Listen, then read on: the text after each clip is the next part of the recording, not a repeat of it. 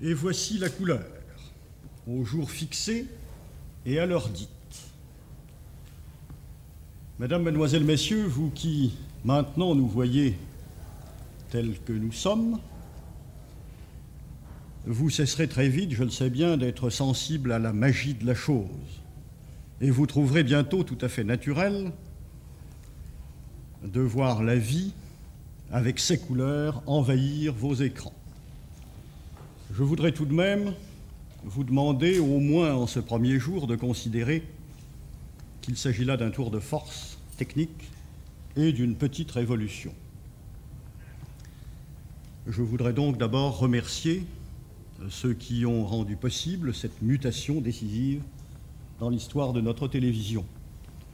D'abord, l'inventeur, M. Henri de France, inventeur du procédé français SECAM, puis tous ceux, ingénieurs, techniciens, ouvriers, qui ont contribué à la mise au point technique et industrielle de cette invention, puis les industriels français qui ont réussi à mettre sur le marché, à la date convenue, leur premier récepteur, et cela n'a pas été facile, je le sais. Et enfin, bien entendu, l'ORTF, représenté autour de moi, qui, depuis des années, préparait ce rendez-vous. Ce rendez-vous, il a fallu pour le tenir beaucoup d'efforts à tous, et encore une fois, je les en remercie. Je sais bien que, pour l'instant, nos images en couleur ne sont accessibles qu'à quelques privilégiés et qu'elles ont un certain caractère confidentiel encore, mais je veux espérer que l'engouement du public, la qualité des programmes que l'ORTF vous proposera, et aussi le désir qu'a le gouvernement de faire en sorte que la télévision en couleur soit un phénomène populaire, modifieront profondément les conditions du marché et rendront accessible la télévision en couleur au plus grand nombre des Français. Avant de passer la parole à M. Jacques-Bernard Dupont, directeur général de l'ORTF, je voudrais tout de même présenter deux brèves remarques. La première, c'est que la télévision en couleur, c'est une révolution technique, mais aussi une révolution dans notre manière de voir, c'est-à-dire de penser et de sentir. C'est une révolution artistique également, car la couleur, ce n'est pas le noir et le blanc colorié, c'est quelque chose de nouveau et de différent. Et cela va poser aux artistes, aux réalisateurs de l'ORTF, aussi bien qu'aux techniciens, des problèmes nouveaux et difficiles. Encore une fois, c'est une opération difficile que nous entreprenons ici. Ma deuxième remarque se doublera d'un vœu. Il est bon de constater que l'image la plus belle, la plus chatoyante, l'image en couleur, est en même temps la plus vraie et la plus proche de la vie, et qui est en couleur. C'est là un symbole assez encourageant pour un ministre de l'Information et pour un gouvernement. Je veux donc souhaiter du fond du cœur, mesdames, mesdemoiselles, messieurs, que votre vie quotidienne soit de plus en plus vraie, de plus en plus belle et de plus en plus colorée. Et pour le reste, à vous de juger, comme le disait Léonard de Vinci, l'œil se trompe moins que l'esprit. Nous aurions souhaité, bien sûr, d'être jugés aujourd'hui précisément par le plus grand nombre. Nous savons que pour des raisons parfaitement compréhensibles, cela ne peut pas être le cas. Mais nous avons fait un gros effort pour que ce programme inaugural puisse être suivi par le plus de téléspectateurs possible. Ainsi, aujourd'hui, à la maison de l'ORTF et pour tous les jours qui vont suivre, des récepteurs en couleur sont à votre disposition pour suivre les programmes couleurs de l'Office.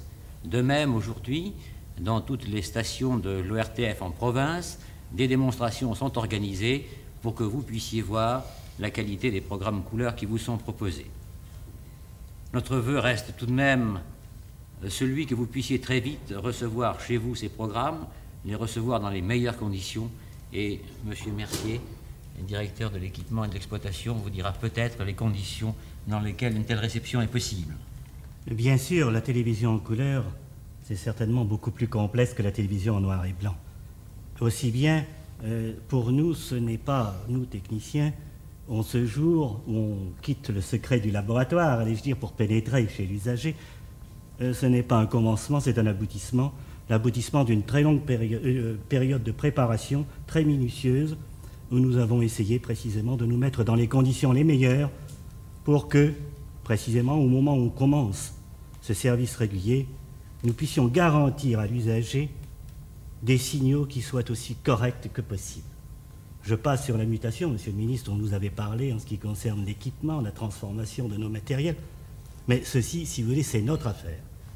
Maintenant, il s'agit que chaque jour, nous puissions livrer ces signaux, comme je le disais tout à l'heure, dans leur perfection. Et cela, je pense que nous sommes prêts. Encore faut-il que ces signaux soient traduits également dans de très bonnes conditions chez le récepteur de l'usager. Et là aussi, j'ai parfaite confiance dans l'expérience que nous avons eue, n'est-ce pas, Monsieur Dupont, depuis quelques mois, de certains récepteurs qui nous ont été mis à notre disposition. On a pu se rendre compte que les réglages étaient parfaitement stables. Encore faut-il que ces réglages soient faits et que ces réglages tiennent. C'est-à-dire que l'usager devra prendre quelques précautions. Il ne pourra pas modifier l'emplacement du récepteur réglé, disons, à sa convenance, et sans prendre, disons, la précaution de faire revoir le réglage de ce récepteur. Il devra prendre quelques précautions concernant l'éclairage ambiant du tube, par exemple.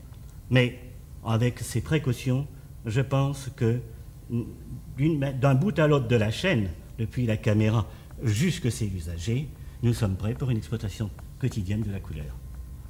Restent maintenant les programmes. Ils sont désormais de la responsabilité de Émile Biasini, directeur de la télévision.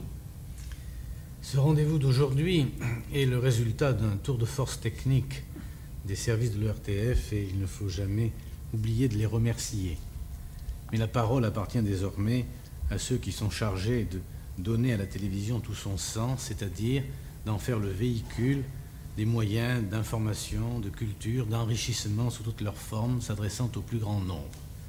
À ce travail, la direction de la télévision s'est préparée, elle aussi, depuis longtemps, et elle vous présente le premier fruit de ses efforts aujourd'hui.